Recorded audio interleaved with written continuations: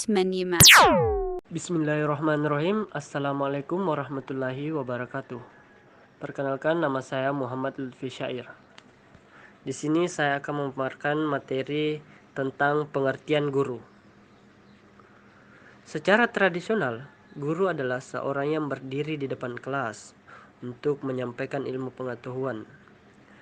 Namun dalam bahasa Jawa, guru adalah menunjuk pada seorang yang harus digugu, ditiru oleh semua murid dan bahkan masyarakat. Harus digugu artinya segala sesuatu yang disampaikan olehnya senantiasa dipercaya dan diyakini sebagai kebenaran oleh semua murid. Sedangkan ditiru artinya seorang guru harus menjadi suri tauladan bagi semua muridnya. Guru adalah orang yang mendidik, mengadakan pengajaran, memberi bimbingan, menambahkan pelatihan fisik atau non-fisik, memberikan penilaian dan melakukan evaluasi berkala berkaitan dengan satu ilmu atau lebih kepada seluruh peserta didik.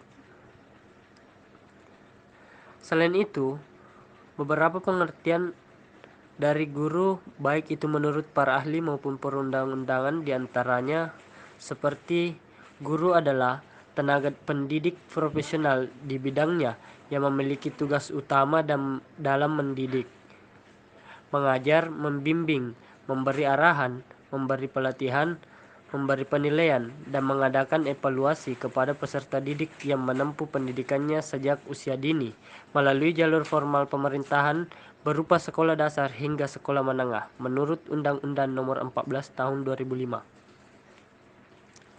Sedangkan menurut Muhammad Yusr Usman, guru adalah seseorang yang memiliki kewenangan dan tugas dalam dunia pendidikan serta pengajaran pada lembaga pendidikan formal. Sedangkan menurut KBBI, guru adalah orang yang pekerjaannya atau profesinya mengajar. Sedangkan menurut Nur Jamaluddin 1978, guru adalah pendidik, yaitu orang dewasa yang bertanggung jawab memberi bimbingan atau bantuan kepada anak didik dalam perkembangan jasmani dan rohaninya agar mencapai kedewasaan. Sedangkan menurut peraturan pemerintah, guru adalah jabatan fungsional, yaitu kedudukan yang menunjukkan tugas, tanggung jawab, wewenang, dan hak seorang PNS dalam suatu organisasi yang dalam pelaksanaan tugasnya didasarkan keahlian atau keterampilan. Sekian dari saya. Assalamualaikum warahmatullahi wabarakatuh. Selanjutnya, tugas guru. Sesuai dengan pengertian atau definisi yang telah dijelaskan oleh Saudara Lutfi, adapun tugas seorang guru antara lain: pertama, mengajar peserta didik. Tugas pertama dari seorang guru adalah mengajar seluruh peserta didik terkait ilmu pengetahuan yang diketahuinya secara mendalam. Berkaitan dengan tugas pengajaran, seorang guru diharapkan bisa menyampaikan materi yang tertulis di buku atau media lainnya kepada peserta didik, agar di kemudian hari peserta didik yang bersangkutan bisa menerapkan ilmu yang didapatkannya di kehidupan sehari-hari. Kedua, tugas seorang guru adalah mendidik peserta didik.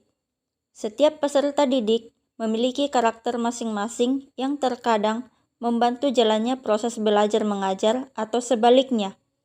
Hal inilah yang menjadi tugas seorang guru untuk mendidik sang murid agar berjalan di koridor yang semestinya di dunia pendidikan.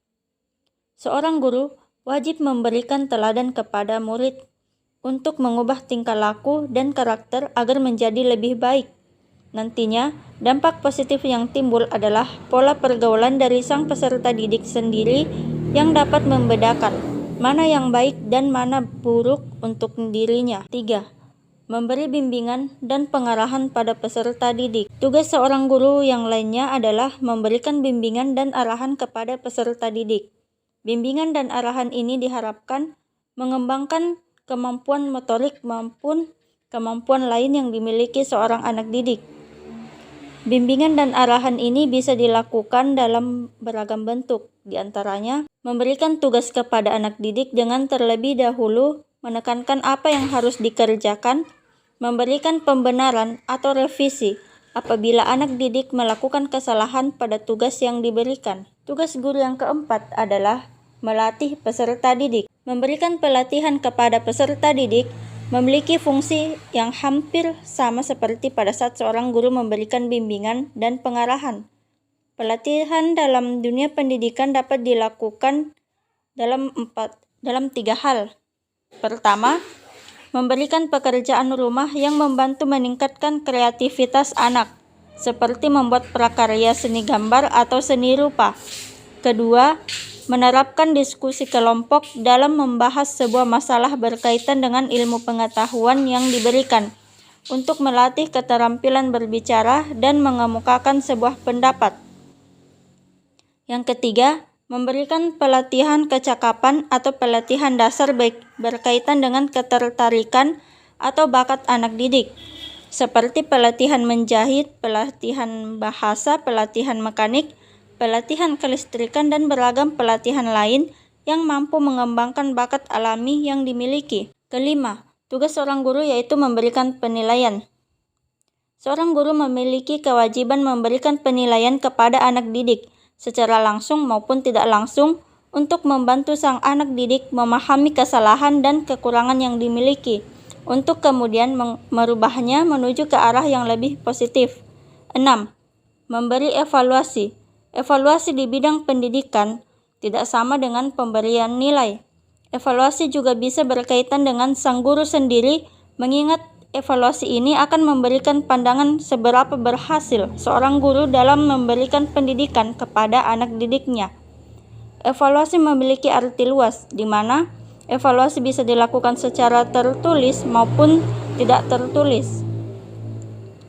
Selanjutnya, tugas guru yang ketujuh adalah memberikan dorongan moral dan mental kepada anak didik ataupun peserta didik. Seorang guru memiliki tugas dan kewajiban untuk memberikan dorongan moral maupun mental kepada anak didiknya agar sang anak didik mampu menghadapi segala jenis permasalahan yang terjadi dalam hidupnya selama mengenyam pendidikan formal maupun non-formal. Misalnya saja, saat seorang anak mendapatkan nilai paling rendah di antara teman sekelasnya, seorang guru yang baik akan memberikan semangat kepada anak yang bersangkutan agar belajar lebih baik lagi ke depannya dengan memberikan hadiah sebagai perangsang niat belajar atau penghargaan lainnya. Demikian penjelasan saya mengenai tugas guru. Selanjutnya, peran guru akan dijelaskan oleh Saudari Yuhesti. Peran guru. Jadi peran guru itu dibagi menjadi 14. Yang pertama, guru sebagai pendidik, yaitu guru yang menjadi tokoh, panutan, dan identifikasi bagi para peserta didik dan lingkungannya. Oleh karena itu, guru harus memiliki standar kualitas tertentu yang mencakup tanggung jawab, wibawa mandiri, dan disiplin. Yang kedua, guru sebagai pengajar. Jadi, guru harus berusaha membuat sesuatu menjadi jelas bagi peserta didik dan terampil dalam memecahkan masalah. Yang ketiga, guru sebagai pembimbing, yaitu guru yang dapat diibaratkan sebagai pembimbing perjalanan yang berdasarkan pengetahuan dan pengalamannya bertanggung jawab atas kelancaran perjalanan tersebut. Nah, dalam hal ini istilah perjalanan tidak hanya menyangkut fisik tetapi juga perjalanan mental, emosional, kreativitas, moral, dan spiritual yang lebih dalam dan kompleks. Yang keempat, guru sebagai pemimpin. Yang kelima, guru sebagai pengelola pembelajaran, yaitu guru yang harus mampu menguasai berbagai metode pembelajaran. Jadi setelah itu guru juga dituntut untuk melakukan selalu menambah pengetahuan dan keterampilan agar supaya pengetahuan dan keterampilan yang dimilikinya tidak ketinggalan zaman. Yang keenam, guru sebagai model dan teladan. Yang ketujuh, sebagai anggota masyarakat, yaitu guru perlu juga memiliki kemampuan untuk berbaur dengan masyarakat melalui kemampuannya. Keluasan bergaul harus dimilikinya, sebab kalau tidak pergaulannya akan menjadi kaku dan berakibat yang bersangkutan kurang bisa diterima oleh masyarakat. Yang kedelapan, guru sebagai administrator. Jadi seorang guru tidak hanya sebagai pendidik dan pengajar juga, tetapi juga sebagai administrator. pada bidang pendidikan dan pengajaran. Guru akan dihadapkan pada berbagai tugas administrasi di sekolah. Jadi oleh karena itu, seorang guru dituntut bekerja secara administrasi teratur. Yang kesembilan, yaitu guru sebagai penasehat. Jadi peserta didik senantiasa berhadapan dengan kebutuhan untuk membuat keputusan dan dalam prosesnya akan lari kepada gurunya. Agar guru dapat menyadari perannya sebagai orang kepercayaan dan penasihat secara lebih mendalam, ia harus memahami psikologi kepribadian dan ilmu kesehatan mental.